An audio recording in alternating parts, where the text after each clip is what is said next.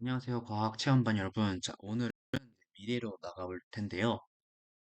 미래, 마냥 좋을 수만은 없고, 오늘은 환경오염, 기후변화에 대한 얘기를 좀 해보려고 합니다. 좀 진지한 얘기 될 텐데요. 많은 친구들이 사실 많이 들어봤을 것 같아요. 하지만 조금은 많이 들어본 얘기더라도 진지하게 한번 생각해 볼 얘기인 것 같습니다.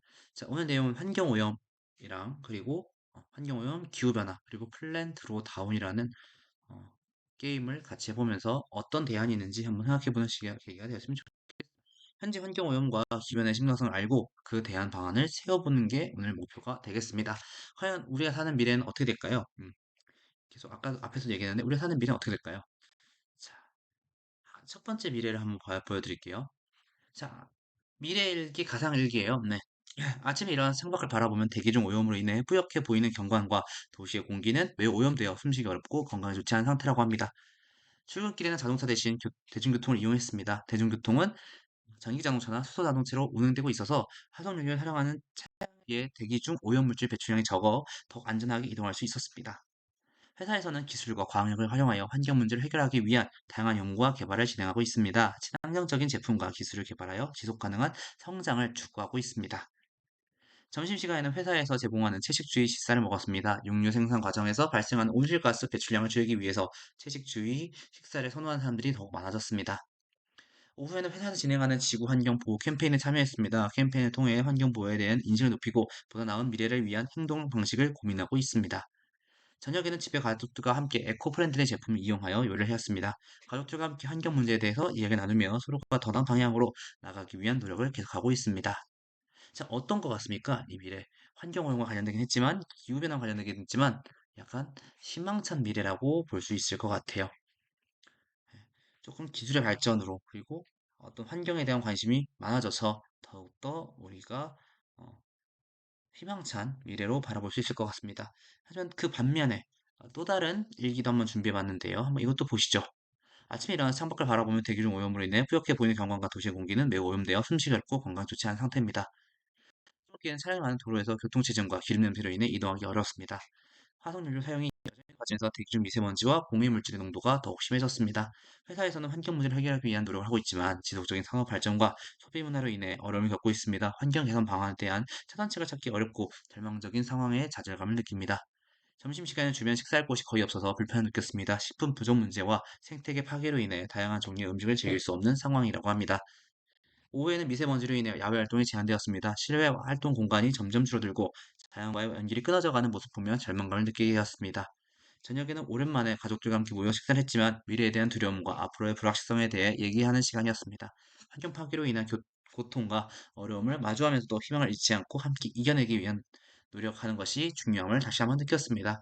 어떤 것 같은가요? 네, 여러분들 이미 느끼셨겠지만 미세먼지로 인해서 얼마 전에 특히 선생님 작년에 많이 느꼈는데 미세먼지로 인해서 외부 활동, 체육 활동이 약간 좀 제한되고 이런 경우도 많았고 특히나 코로나 어떤 우리가 밖으로 나가거나 그런 게 힘들었던 시기였던 것 같은데요. 특히나 기후변화, 지금 계속 환경오염 이런 얘기들이 계속 나오는데 과연 여러분 생각하는 미래는 어떤 쪽인가요?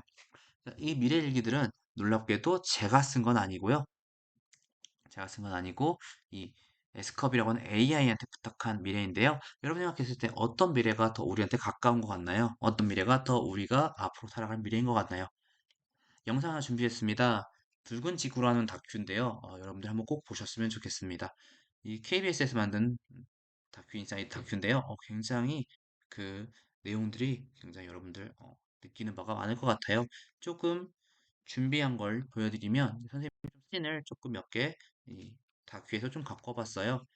자, 2021년, 20년 안동 우리 친구들이 안동 어딘지 아나요? 경북에 있는데요. 네. 산불이 정말 연간 계속 났었고요.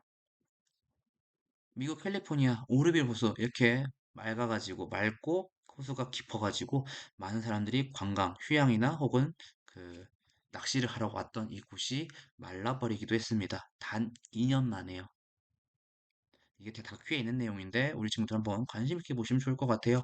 2021년 독일 라인하트 8주와 중국 허남서의 정저우에서는 홍수가 났고요. 그리고 저게 이제 호주 호주가 아닌데 갑자기 생각이 나. 캐나다 쪽이었던 걸로 기억하는데요.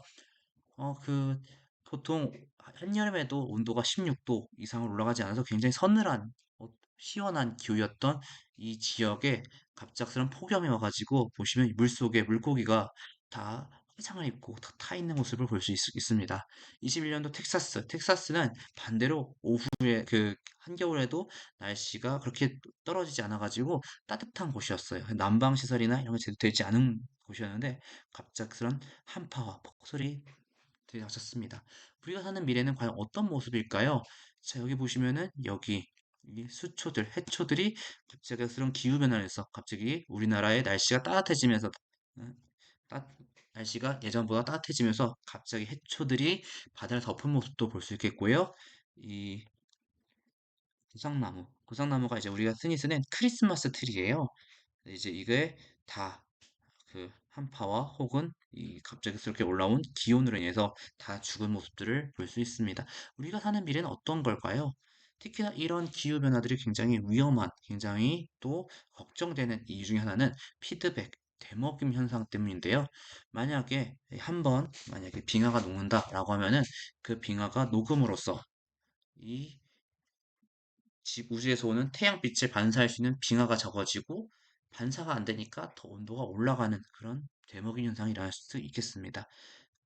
데모긴 현상이 나쁜 것만 있는 건 아닌데요. 우리가 어떠한 강제력을 통해서 이 기후변화를 기후변화를 늦출 수 있는 방법을 사용한다면 또 지구는 스스로가 다시 이 기후변화를 막을 수 있는 방향으로 자정작용을 할 수도 있겠습니다.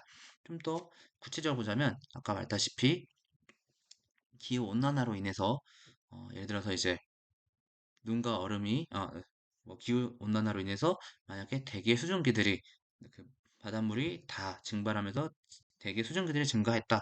그러면 그 수증기들이 온실 효과를 더 일으켜서 더 기후 변화를 가속시킬 수도 있겠고요. 가속시킬 수도 있겠고요. 혹은 만약에 기후 변화가 차원적으로 더 추운 지역은 더 추운 데로 더 간다라고 하면은 눈과 얼음이 반사하면서 더 태양 빛들 더 반사해서 더 그 지역이 추워질 수도 있겠죠.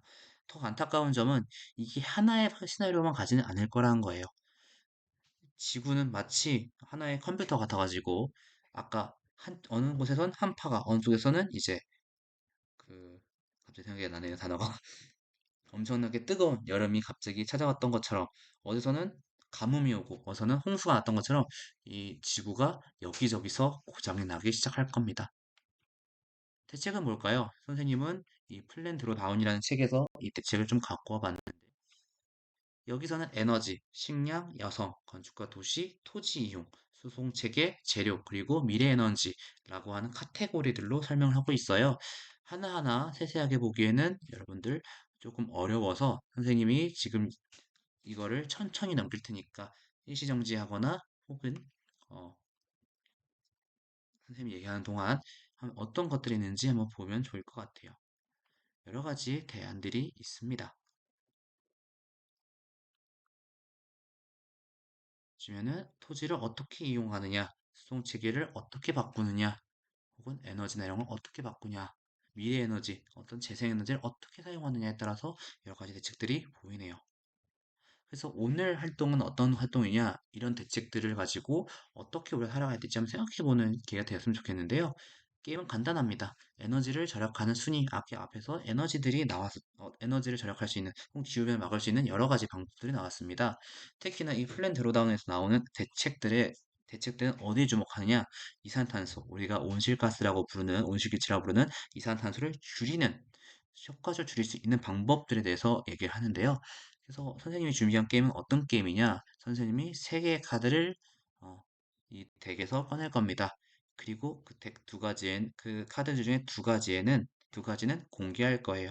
어떤 방법은 CO2를 얼마큼 줄입니다. 어떤 방법은 CO2를 얼마큼 줄입니다. 그래서 에너지를 절약할 수 있는 이 CO2를 줄 수 있는 순위가 몇 위입니다. 그럼 나머지 한 장은 어떤 걸까요? 우리 친구들이 한번 나머지 한 장은 이러이런 방법인데 이게 CO2를 얼마나 줄일까요? 혹은 이게 순위가 얼마큼 될까요? 한번 맞추는 게임을 진행해 보려고 합니다. 가장 가까우면 2점이고요. 두 번째로 가까우면 1점 순위를 맞추게 된다면 그 숫자를 맞춘다면 4점으로 선생님은 측정을 했습니다. 정말 놀라운 걸 좀 미리 스포일 좀 해드리면은 정말 거창한 방법보다도 생각보다 우리가 실생활에서 할 수 있는 방법들이 굉장히 효과적입니다. 다음 시간에는 이제 이 에너지 혹은 이 환경과 관련해서 조금 더 연장해서 대체 에너지죠. 태양광 발전에 대해서 얘기해 보려고 합니다. 그리고 이 태양광을 얘기하면서 꼭 빼놓을 수 없는 얘기인 양자역학에 대한 얘기를 해보고자 합니다.